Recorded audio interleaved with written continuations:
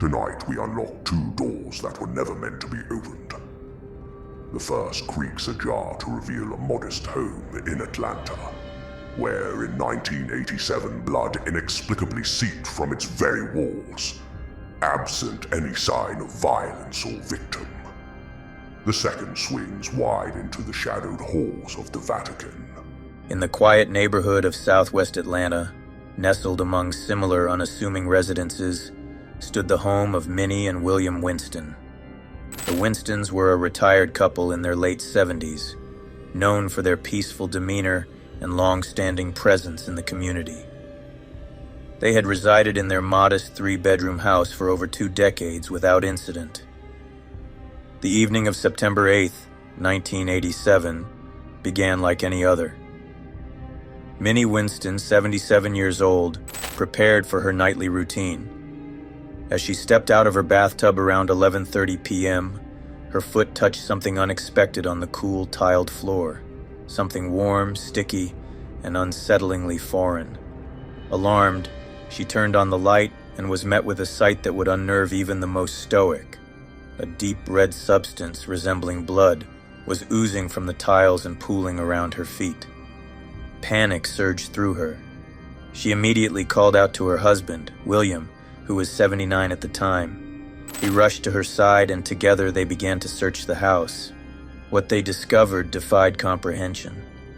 The mysterious red fluid wasn't confined to the bathroom. It had manifested throughout their home. The walls of the kitchen bore streaks of it. The living room revealed droplets splattered across the floor and lower walls, and a notable quarter-sized splotch adorned the back door. The house itself appeared to be bleeding. In their distress, the Winstons contacted 911. Given the nature of the call, both emergency medical technicians, EMTs, and police officers were dispatched to the scene. The EMTs arrived first, anticipating a medical emergency.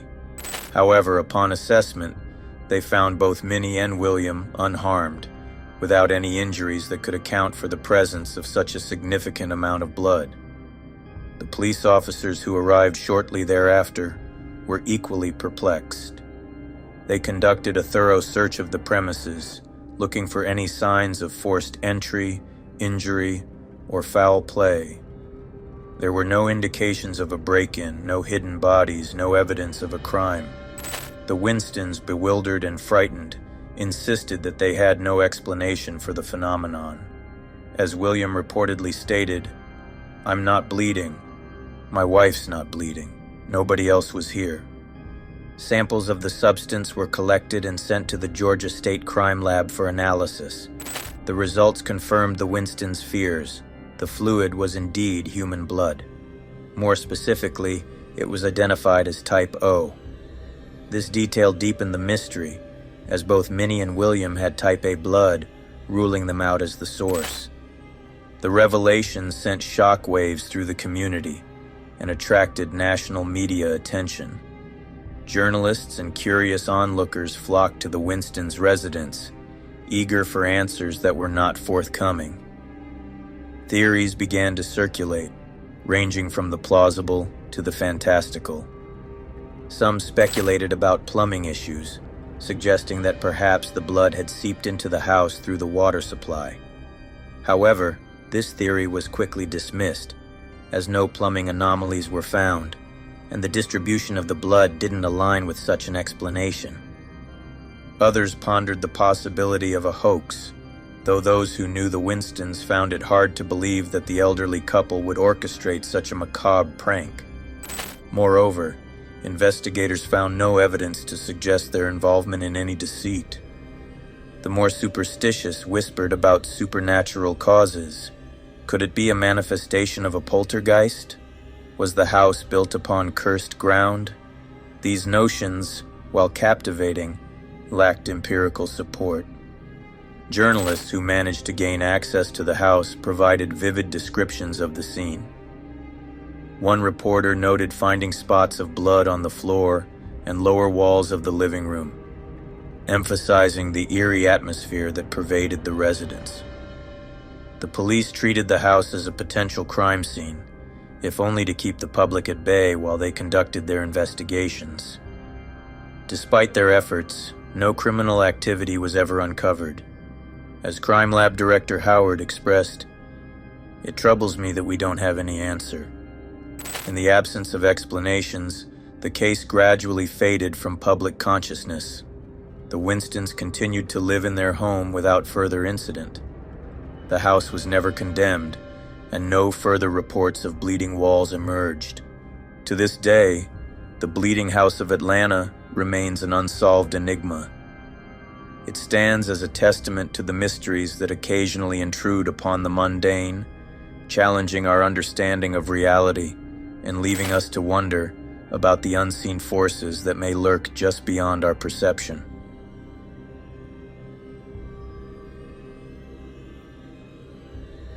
The Vatican, as the epicenter of the Roman Catholic Church, has long been a repository of sacred rites, guarded texts, and forbidden knowledge. But beyond the liturgies and papal decrees lies another world, one few speak of, and fewer still are allowed to enter. This is the realm of the exorcists, and their war is waged not with swords, but with prayers, ritual, and unwavering faith. Publicly, the Church has maintained a cautious stance on demonic possession.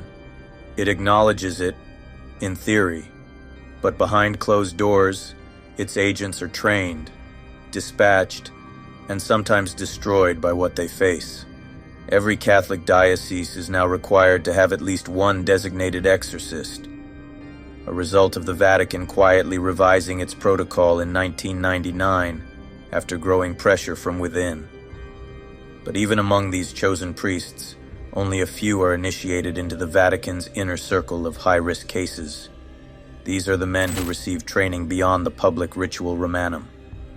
They're shown the tapes. They're handed documents not meant to be copied, referenced, or even acknowledged. If you want to understand how modern exorcism protocols were shaped, you have to begin with Anneliese Michel, a young woman from Bavaria whose story became one of the most infamous possession cases in church history. Anneliese was deeply religious, but at 16 she began experiencing disturbing episodes, hallucinations, convulsions, and blackouts. Doctors diagnosed her with temporal lobe epilepsy and prescribed medication. It didn't help. In fact, her condition worsened. She began hearing voices. Her behavior changed, marked by aggression, aversion to religious symbols, and terrifying physical contortions. Her family, convinced it was beyond science, turned to the church.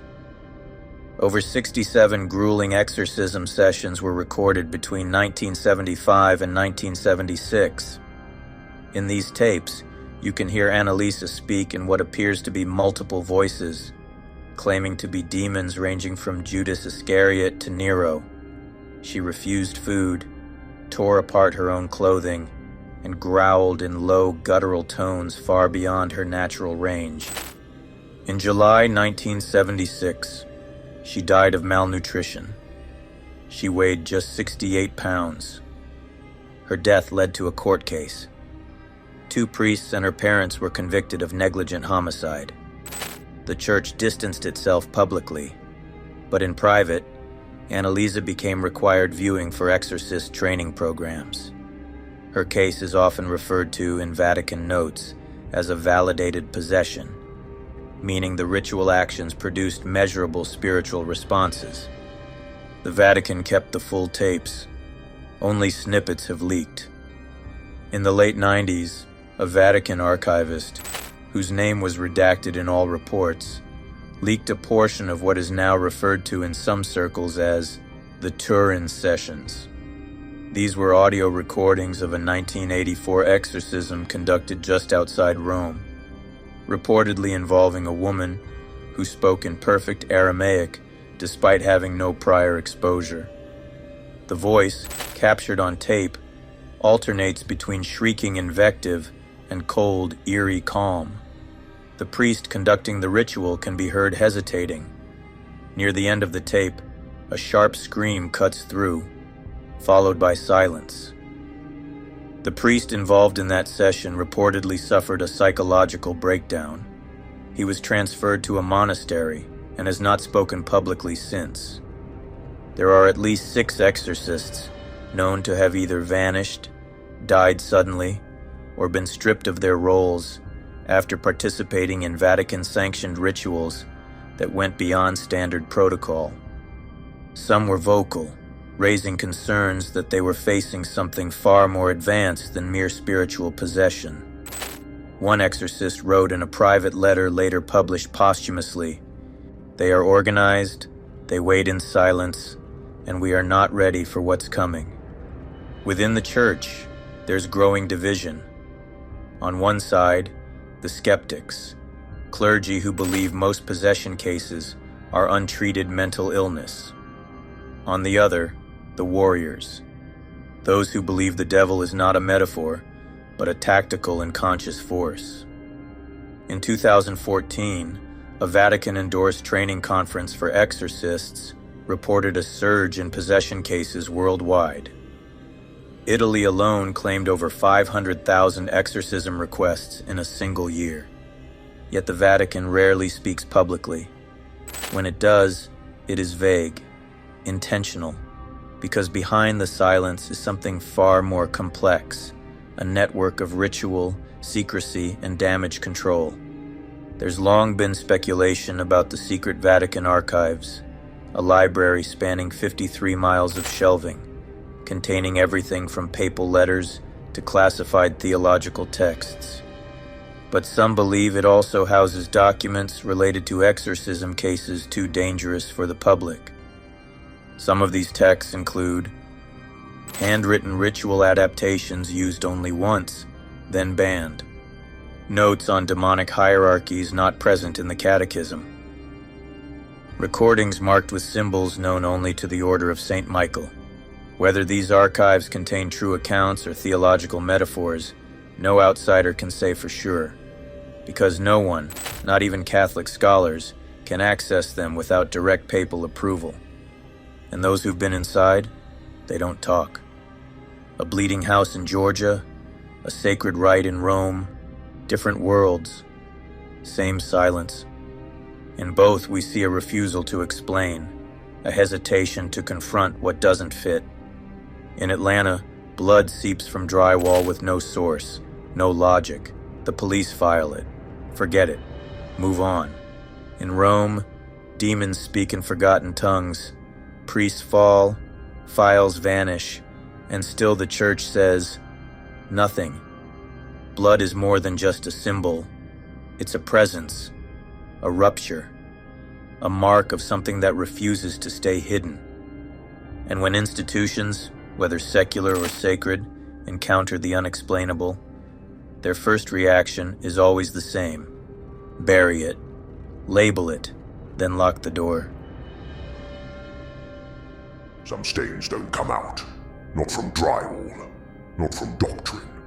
They remain, silent witnesses to something older, darker and too dangerous to name. Until next time, mortals, beware the walls that bleed.